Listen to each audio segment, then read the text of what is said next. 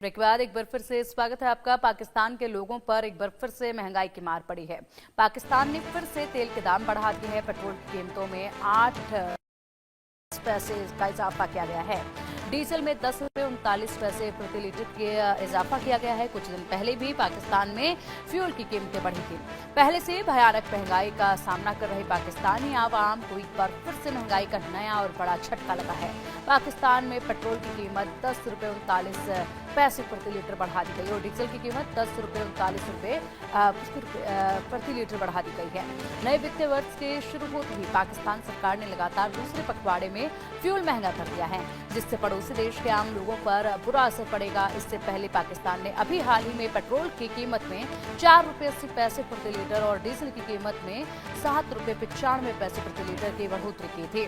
वित्त विभाग की अधिसूचना के अनुसार पेट्रोल की कीमत में 8 रुपये 36 पैसे प्रति लीटर की बढ़ोतरी की गई है, जिससे इसकी नई कीमत 258 रुपये 43 रुपये से बढ़कर 266 रुपये और 89 पैसे हो गई है। वहीं ये हाई स्पीड डीजल की कीमत की अगर बात करें तो 10 रुपये 39 पैसे प्रति लीटर बढ़ोतरी हुई है, जिससे इसकी कीमत अब 262 रुपये 59 पैसे बढ़कर अब 272 रुपये 98 पैसे प्रति लीटर हो गई है।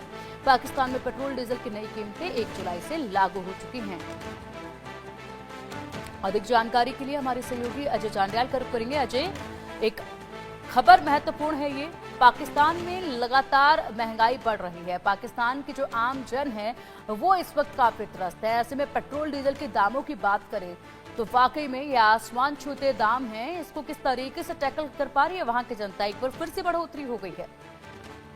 देखिए, पाकिस्तान में सरकार नाम की कोई चीज है नहीं, वहां सेना का रूल है और जो आदेश ऊपर से आएगा उसे मानने के सिवाय और कोई चारा नहीं है। यही वजह है कि आप देखिए, पेट्रोल हो डीजल हो, इनकी कीमतें हो, आटा दाल चावल की बात हो, इनकी कीमतें हो तो ये आसमान छूती हैं। और अब पाकिस्तान के लोगों पर महंगाई की ओर मार पड़ेगी जब तेल की कीमतें बढ़ी हैं, जिसमें डीजल लगभग 10.5 रुपए और पेट्रोल जो है लगभग 8.5 रुपए महंगा हुआ है। तो ये अपने आप में बताता है कि पाकिस्तान के लोगों को ये चीज झेलनी पड़ेगी। सबसे ज्यादा असर जो है इसका आने वाले समय में खाद्य पदार्थों और बाकी सामान पर पड़ेगा, क्योंकि ये सिर्फ पेट्रोल और डीजल की कीमतों तक सीमित नहीं रहेगा।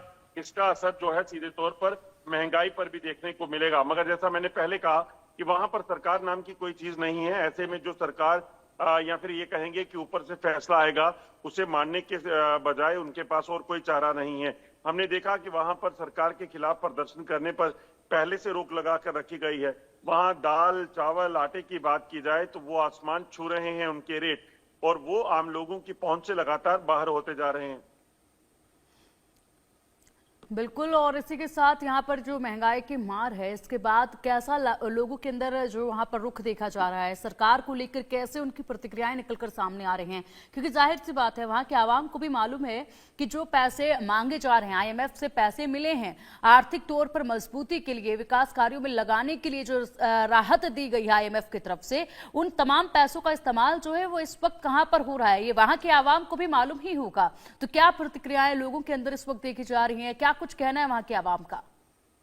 देखिए, बिल्कुल अगर आप देखें तो आम लोगों की कहां कोई सुनेगा नहीं। आम लोग चाहे बोलें या ना बोलें, क्योंकि जिस तरीके से वहां पर रूल है, वहां पे रूल ऑफ लॉ नहीं है, वहां पर सीधे तौर पर हिपोक्रेसी है।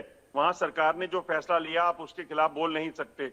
वहां पर विपक्ष के जो नेता थे वो जेल में है पहले से। तो ऐसे में आप क्या एक्सपेक्ट कर सकते हैं? हम लोगों की राय क्या हो सकती है? पाकिस्तान के कब्जे वाले कश्मीर में लोग आप देखें लंबे समय से प्रदर्शन कर रहे हैं। बलूचिस्तान के लोगों ने प्रदर्शन किया तो उनको जेल जाना पड़ा। तो ऐसे में मुझे नहीं लगता कि इसको लेकर लोगों का विरोध कोई ज्यादा वहां मायने सरकार के लिए रखता है, और ना ही लोगों को विरोध करने की इजाजत मिलेगी। मगर ऐसा भी यह कहा जा सकता है कि जो लोग गरीबी रेखा से नीचे हैं, जिनकी तादाद बहुत ज्यादा है पाकिस्तान में, उनका जीना और दुश्वार होगा।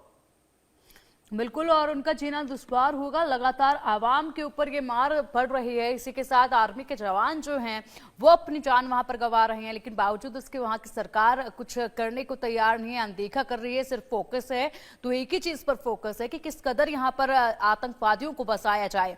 इसके अलावा अगर बात की जाए तो और कौन कौन सी ऐसी चीजें हैं जिनकी वजह से गहरा इफेक्ट जो है वो नजर आ रहा है आवाम पर, क्योंकि कई इलाके ऐसे हैं जहां पर इस वक्त कृषि क्षेत्र पूरी तरीके से तबाह हो चला है। वहां के हाल बुरे हैं और उसी बीच इस तरीके से ये दामों में बढ़ोतरी है और भी बड़ी मार उन पर पड़ रही है। देखिए, सबसे बड़ी बात है कि पाकिस्तान की बदहाली को सुधारने के लिए जो पैसा वहां पर आईएमएफ से मिला, जो पैसा अन्य जो कंट्री से मिला, चीन ने जो है लगभग 3.4 बिलियन डॉलर का जो लोन देने की बात की, ये तमाम पैसा वहां आता है तो उस पैसे का इस्तेमाल दरअसल आतंकवाद जैसी चीजों के लिए लग जाता है। पाकिस्तान की सबसे बड़ी प्राथमिकता जो है वो आतंकवाद रहता है।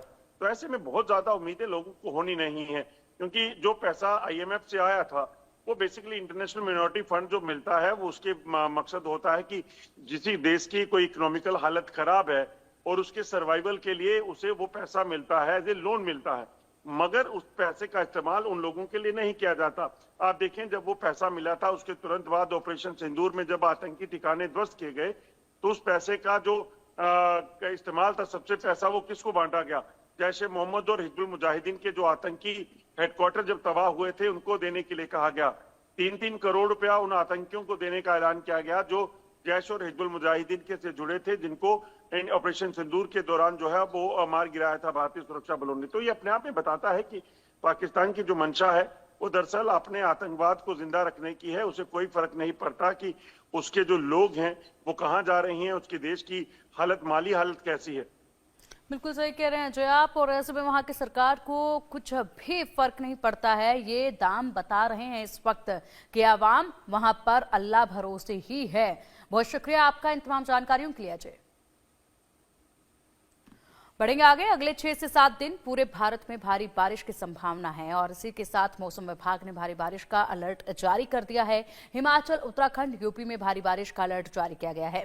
पंजाब, हरियाणा, राजस्थान में भारी बारिश का अलर्ट जारी किया गया है।